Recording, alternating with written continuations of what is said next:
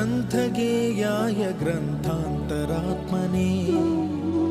गीतलीनाय गीताश्रयाय गीतवाद्यपटवे गेयचरिताय गायकवराय गन्धर्वप्रियकृते गायकाधीन विग्रहाय गङ्गाजलप्रणयवते